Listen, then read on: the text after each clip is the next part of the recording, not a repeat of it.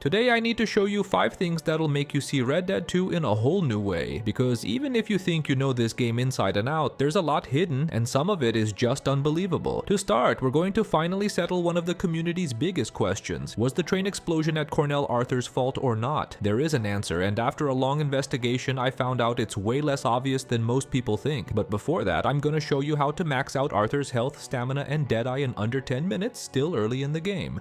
Yeah, all the bars maxed out, in a part of the campaign where it shouldn't even be possible, and I'm gonna show you exactly how to do it. Then I found a detail so subtle barely anyone noticed it. A hidden moment in the mission We Loved Once when Arthur reads Mary's letter at the camp. An emotional detail that reveals way more about their relationship than the game openly says. And finally, something that shocked me even more than the dynamite question. I noticed a pattern in Micah's appearances throughout the story. A creepy pattern, almost like a silent warning Rockstar uses to hint at everything that's about to go down. Maybe the biggest clue that Micah was already betraying the gang from the start. So stick around until the end, because today you're gonna see 5 Easter eggs, hints, and secrets you didn't know about in the game. To start the video off on the right foot, I'm going to share a tip that honestly I think 90% of you had no clue about. Remember that tonic glitch I showed a few videos back? Basically, any tonic in the game can become infinite if you consume it and immediately cancel the animation right after, like by jumping over a fence for example. Then the question came up, does this method also work with the consumables that boost Arthur's cores? Well, I tested it and to my surprise it works perfectly. There are 3 items that improve the cores: the ginseng elixir, which increases health, the pirate's old rum, which boosts stamina, and the valerian root, which enhances Deadeye. Each dose you take raises the bar a bit, and normally to max everything out you'd have to gather multiple units all over the map, but with this method you only need 1 of each.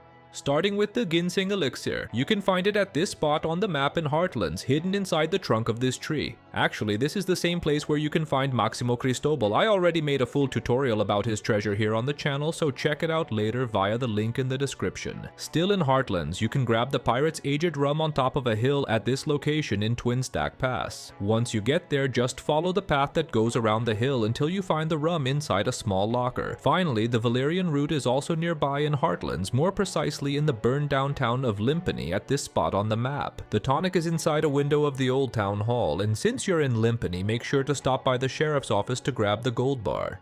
With all 3 items in hand, just head to any fence or similar obstacle and repeat the glitch with each tonic one by one. If you do everything right, in just a few minutes you'll max out your health, stamina, and Deadeye cores early in Chapter 2. Use and abuse this method without fear, because it works with literally any consumable in the game. And if you want to learn more advanced tricks like this, check out my special video on mechanics only Red Dead 2 veterans know. Now I'm going to show you a fun fact that, just like the last one, I bet most of you have never actually seen in the game. There are some super specific situations where Arthur can show deep sadness while free roaming. And he even ends up crying, and that's way rarer than most people think. The first time it happens is when your horse dies out in the open world, as long as your bond is high. In those moments, Arthur really breaks down. He looks devastated, actually cries, and mourns the loss of his companion for a few seconds. It's one of the strongest reactions in the entire game. The second time is when we visit the graves of gang members. In this video, for example, I passed by the graves of Hosea and Lenny near Saint Denis, and you can clearly see Arthur feeling the weight of loss. He furrows his brow, visibly shaken. I actually got surprised by something I'd never seen before, because there's a third, much more subtle situation where Arthur also cries in free roam. Yeah, Arthur literally breaks down crying when he reads the letter. I was so intrigued that I tested it again, and here's the footage to prove it. It's such a small detail, but packed with so much emotion, I honestly don't get how this never became a topic in any video out there. Looking at the scene, it's clear Mary affects Arthur in a way a lot of people probably didn't expect. Their relationship goes way deeper than some players give it credit for, and just a simple letter saying she's nearby already hits Arthur like that. But now I want to know, had you noticed this before, or are you discovering it here with me? Drop a comment below. I'll be reading every single one of your opinions. Continuing along this line of details that go completely unnoticed, I'm about to reveal a secret that, unlike the previous ones, everyone has seen at some point during the campaign, but almost no one really understood the true meaning behind it. The first time this happens is way back at the start in the mission haunted by a memory from Chapter 1, but hold on to that info because I'm coming back to it in a bit. Moving the story forward, we reach the mission A Strange Kindness in Chapter 2. Arthur and Charles go to check out a possible camping spot at Dewberry Creek, a suggestion from Micah himself, and when the duo gets there, the scene says it all. A totally inappropriate place to camp, wide open, and right in the middle of the dry creek bed we find the body of a man. It's a setting marked by violence and death, and of course it was Micah who pointed it out. Sometime later in Chapter 3, this happens again in the mission Blessed Are the Peacemakers. Once again pushed by Micah, Dutch decides to meet with Colm O'Driscoll to negotiate a supposed truce.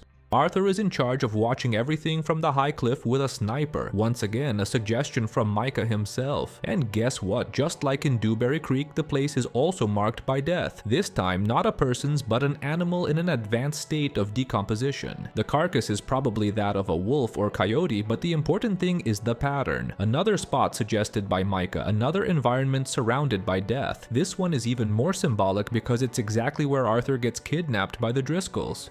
Now remember when I talked about the Chapter 1 mission? Let's go back there. In the mission Enter Pursued by a Memory, Arthur and Javier find John Marston's dead horse. But what's Micah's connection to this? The answer is pretty straightforward. When they were approaching Coulter, Dutch ordered Micah and John to move ahead, scouting the area for threats. But during the trip, the pair ended up splitting up. Micah got out of the situation unscathed and soon reunited with Dutch and Arthur. John unfortunately wasn't so lucky. He lost his horse, got attacked by wolves, nearly froze to death, and ended up with the scar he carries for life. And anyone who's seen my full dossier with the proof of Micah's betrayal already knows the crucial part. Micah purposely abandoned John. He wanted John dead to weaken the gang and make Dutch's manipulation easier. Now put all the pieces together. John's dead horse in the snow, the carcass of the wolf or coyote on the cliff, the body in Dewberry Creek. None of this is a coincidence. The whole narrative is hinting that everything around Micah is wrapped in tragedy, violence, and death. It's a repeated omen, but so subtle that most players never noticed. Now I want to hear from you. Does this interpretation make sense to you, or am I just reaching? Let me know in the comments. I'll be checking out your opinions. And of course, don't forget to watch the Micah Bell dossier, where I show 25 proofs of his betrayal even before Guarma. The link will be in the description.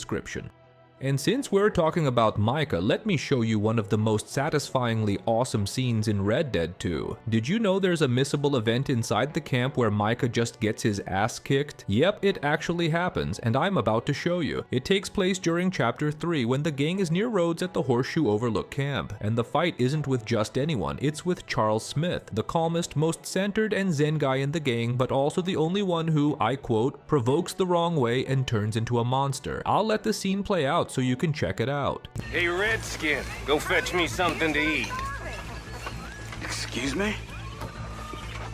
I said, fetch me something to eat. Eat that. You want to watch that temper of yours, boy? What are you looking at, cowboy? Honestly, what was Micah thinking provoking Charles of all people? What's his problem? That might have worked with Strauss, with Swanson, maybe even with Pearson after a beer or two. But with Charles? That's just asking for a beating. And the funny thing is, this scene is just one of many fights that go down in the camp throughout the story. And guess who's involved in most of them? That's right, Micah Bell himself. If you guys like the idea, I can make a special video just showing these internal gang fights, because there are a lot, and the variety is way bigger than it seems. So drop a comment below with the hashtag Dodge or make the fight video, and if there's enough demand, I'll make that content, alright? The story of Red Dead 2 is full of mysteries that spark endless debates within the community, and today I'm going to talk about the biggest one. The true identity of the strange man. Where is Gavin hiding? Who is Jimmy Brooks? Did Dutch lose his mind after banging his head on the cable car? Nope, I'm going with something way bigger. After all, who's really to blame for the dynamite not going off during the Cornell train heist in Chapter 2? Jokes aside, this question always had me really curious, so I finally decided to dig deep into it. First, I carefully analyzed the whole process of Arthur connecting the wire to the detonator, and as you can clearly see, Arthur connects the wire to just one terminal on the detonator, the right terminal. The first thing I thought was, did he connect it wrong? After all, only one side is connected. However, that idea falls apart the moment we realize there's another wire linking the two terminals on the outside. In other words, even if the main wire is connected to only one side, both terminals will be powered anyway. I also checked Bill's dynamite setup, and even though I'm not an expert on explosives, obviously everything points to it being correct too. But still, something went wrong and the detonator just wouldn't work. After going over everything again, the cause was still totally inconclusive. So I decided to check out other detonators inside the game and compare them with the one from the mission Who the Hell is Leviticus Cornwall? The first mission that came to mind was Favored Sons, where the Wapiti tribe blows up some trees to trap the army. But to my surprise, the detonator in that mission is quite different from the other one. It also has the 2 terminals on top, but there are no visible wires or connections between them. This happens because most likely the wire connecting the terminals is hidden inside the detonator.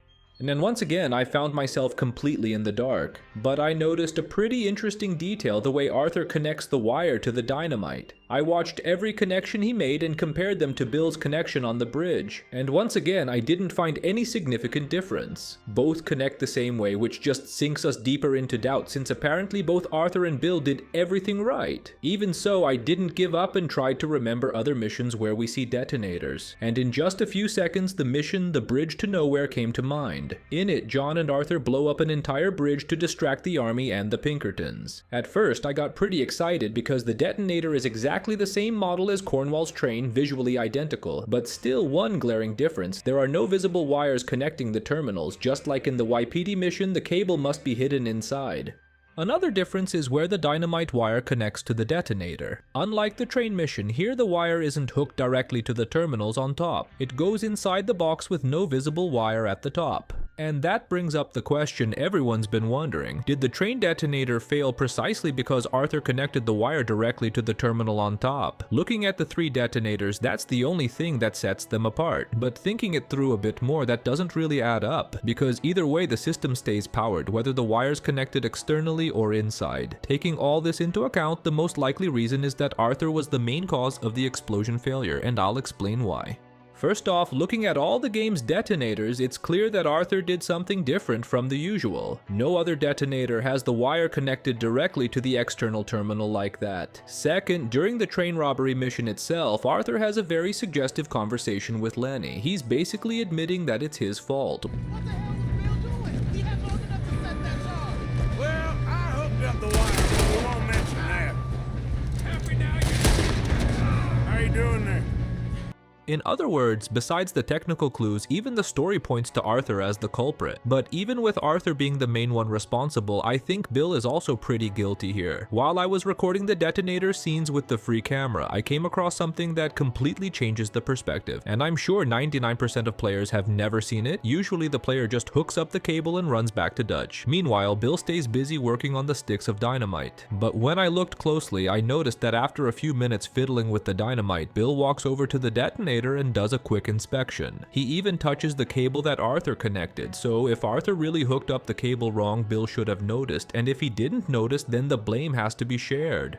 But now I want to hear your opinion. Do you think Arthur was the real culprit? Or do you think Bill also shares some of the blame? Or better yet, do you agree with me that both of them screwed up? Drop a comment below and let's debate. And if you want to discover more secrets and curiosities in Red Dead 2, click here on the yellow arrow to find out what really happened to the town of Armadillo between Red Dead Redemption 2 and RDR1, where we explore the curse theory, the pact with the strange man, and the mysterious connection with Herbert Moon, plus how a cursed town in 1907 ends up thriving in 1911. Coincidence? So big thanks to everyone and see you next time. Bye.